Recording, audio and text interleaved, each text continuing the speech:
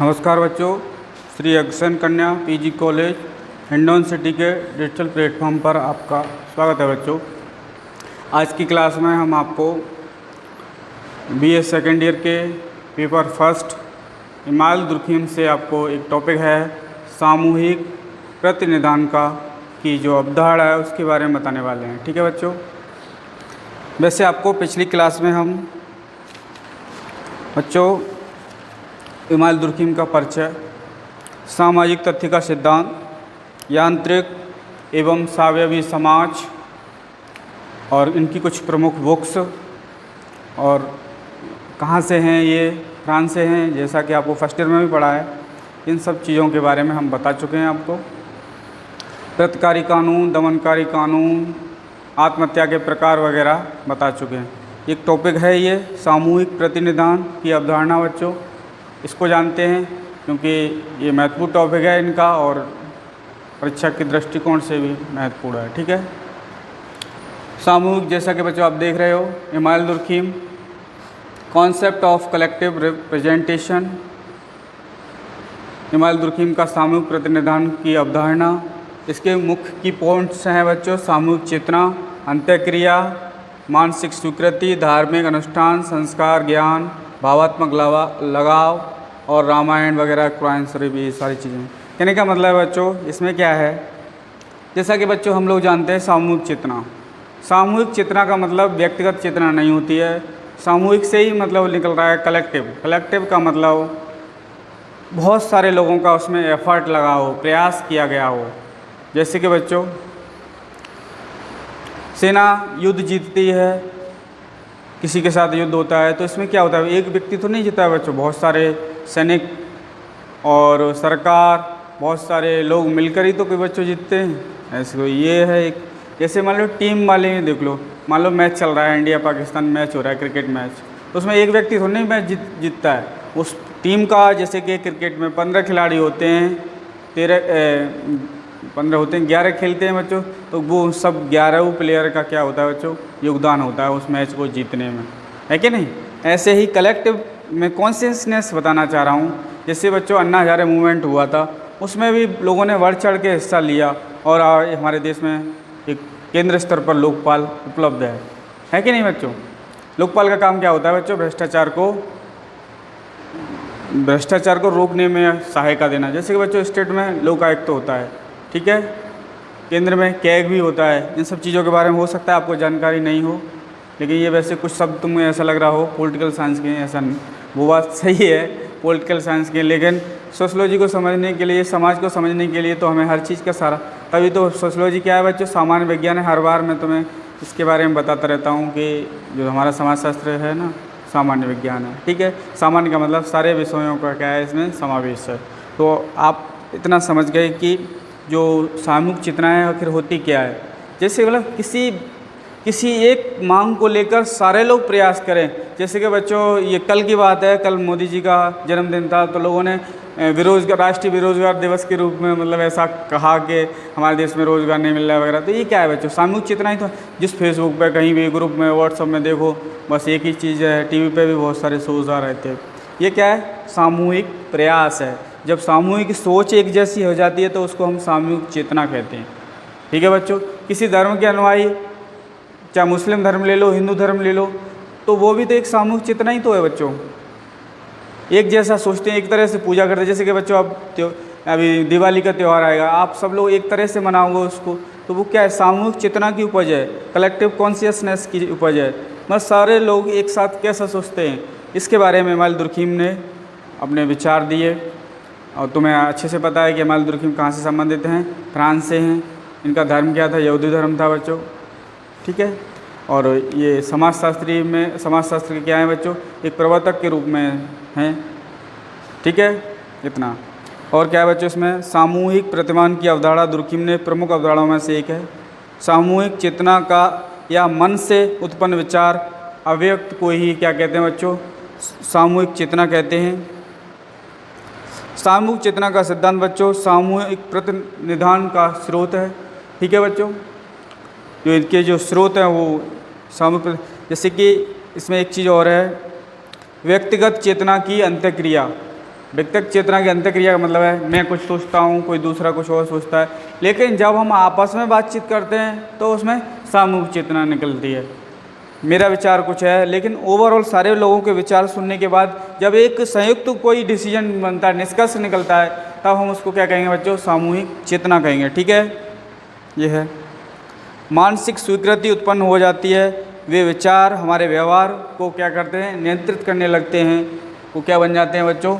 सामूहिक चेतना बन जाते हैं। ठीक है बच्चों, सामूहिक प्रतिम अब तुम बच्चों दो चीज़ समझ रहे हो बार बार, सामूहिक चेतना, सामूहिक प्रतिनिधान। चेतना से जो चीज़ें निकल कर आई हैं वो क्या कहलाती हैं? सामूहिक प्रतिनिधान।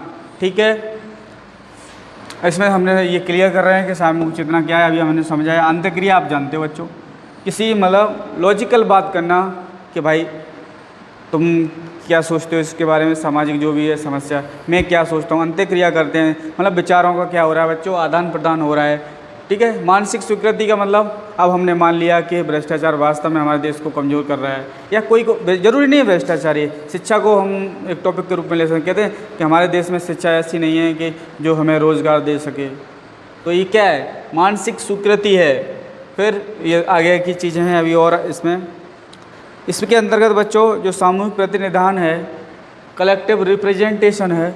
रिप्रेजेंटेशन का मतलब जैसे कि अगर हम देखें धार्मिक विश्वास, बहुत से लोग कहते हैं सब कुछ भाई बांके बिहारी जी ठाकुर जी की कृपा है।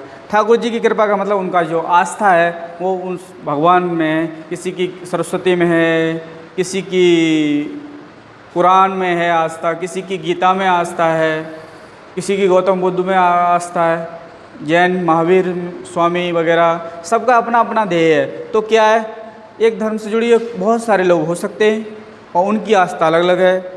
तो जैसे मान धार्मिक विश्वास समझ में आ गया। अनुष्ठान बच्चों, अनुष्ठान से मतलब जानते हो, आए दिन त्योहारों पर यज्ञ करते हैं, हवन करते हैं, कलावा बांधते हैं, टीका लगाते हैं, मंत्रों का उच्चारण करते हैं, पुरोहित आते हैं। जैसे कि अभी जैसे श्राद्ध वगैरह चल रहा था, इसमें मतलब पुरोहितों को जमाते हैं, कहते हैं तर्पण हो जाता है, गंगा नहाते हैं, ये सारी चीज़ें बच्चों इसी के अंतर्गत आती हैं। संस्कार हैं हमारे, ये संस्कार भी तो क्या है, हमें सामूहिक रूप से ही तो मिले, स्पेशल हमने खुद डेवलप नहीं किए। हमारे परिवारों में जो परंपराएं, जो तरीके, जो हमारे शिष्टाचार चला रहा था, उन सभी हमारे अंदर क्या है उसका कुछ हिस्सा समाहित हो गया, तो हमारे क्या है संस्कारवान हो गए। जब हम जो हमारी व्यवस्था है, समाज है, उसके हिसाब से नहीं चलते तो हमारे अंदर हम अवगुण आ जाते हैं, तो हम संस्कार को फॉलो नहीं कर रहे हैं बच्चों। ठीक है, ये सब चीज़ें क्या है बच्चों? ज्ञान की श्रेणी है, समय स्थान आदि का जो विभाजन है सभी सामूहिक प्रतिनिधान है। समय भी बच्चों, समय का है पूरा का है। जैसे कि मैं सोचता हूँ कि आज मेरी क्लास 9 बजे स्टार्ट हो रही है, तो तुम लोग भी वही सोच रहे हो कि हमारी क्लास 9 बजे हो रही है, तो ये सामूहिक ही तो है। समय क्या है? सामूहिक है। आज यहाँ 10 बज रहे हैं तो कहीं दूसरी जगह भी 10 ही बज रहे हैं, है कि नहीं? समय हो गया, स्थान हो गया, हिंडौन है स्थान, सबके लिए हिंडौन है, कोई इसको जयपुर तो नहीं बताएगा यहाँ आएगा तो, है ऐसे।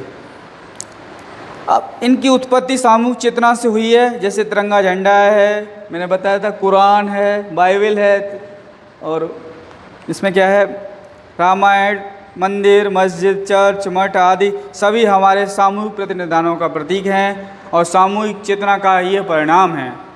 जैसे मंदिर कैसे बने? मंदिर भी सब लोगों को ने लगा भाई राम मंदिर बनना चाहिए, सारे हिंदुओं की आस्था राम मंदिर में, मंदिर का निर्माण हो गया। मस्जिद है तो मुस्लिम लोगों ने अपनी मस्जिद बना ली। बाइबल तुम जानते ही हो ईसाइयों का, ये सब चीज़ें हैं।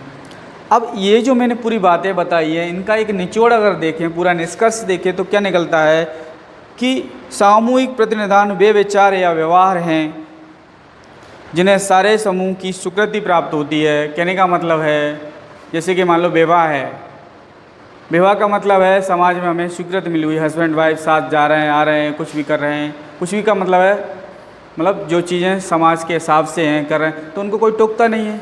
और एक अनमैरिड जोड़ा हो और वो उस तरह की कुछ गतिविधि करता है तो क्या है, समाज उन पर आपत्तिजनक टिप्पणी भी कर सकता है, उसको दंड भी दे सकता है। कभी कभी तो तुम जान रहे हो ऑनर किलिंग वगैरह हैं, सम्मान की खातिर मार देते हैं, भागकर शादी, ये सब चीज़ें क्या है बच्चों, तो समाज को नियंत्रित भी तो हो रहा है समाज। ठीक है, संपूर्ण समाज में समान रूप से व्याप्त हों तथा जो व्यक्तियों पर नियंत्रण बनाए रखते हैं। दुर्ग के अनुसार सामूहिक प्रतिनिधान ही समाजशास्त्र की मौलिक क्या है, विषय वस्तु है। ओरिजिनल चीज़ वो क्या है बच्चों, सामूहिक प्रतिनिधान है। पता है समाज में जितने भी ये जैसे कि धर्म है, ये क्या करता है, समाज को नियंत्रित करता है, हमारी सोच को बदलता है कि भाई हम पक्षियों पर दया करें, गरीब असहाय व्यक्ति को सताएं नहीं। ये सब चीज़ें शिक्षा कहाँ से मिली है बच्चों, हमें धार्मिक चीज़ों से मिली है। ये चीज़ पवित्र है हमारे लिए, ये चीज़ अपवित्र है। तो इन सब के बारे में दुर्खिम ने अपने विचार दिए हैं। ठीक है बच्चों, ये तो रही सामूहिक। कभी कभी बच्चों एक नंबर में ही पूछ लेता है सीधा सीधा कि सामूहिक प्रतिनिधान की अवधारणा किस समाजशास्त्री ने दी है। तो आपको क्या करना है, इमाइल दुर्खिम कर देना है। आप या सामूहिक चेतना पूछ ले तो भी इमाइल दुर्खिम ही लगाना है। तो इस तरह से आप इस सब चीज़ों को समझ सकते हैं। ठीक है, तो बच्चों एक क्या है, ये छोटा सा वीडियो है और आप इसके माध्यम से इसको निश्चित रूप से समझने का प्रयास कर रहे होंगे और मैं उम्मीद करता हूँ कि आप समझोगे इस चीज़ को और अपनी पढ़ाई में और अच्छे से कर पाओगे। और जैसे जैसे आप समय बढ़ता जा रहा है आपको एक नए नए वीडियो उपलब्ध हो रहे हैं सोशियोलॉजी के, और आने वाले समय में हमारी कोशिश रहेगी कि जल्दी से जल्दी आगे और भी, क्योंकि बच्चों लगभग क्या है हमारी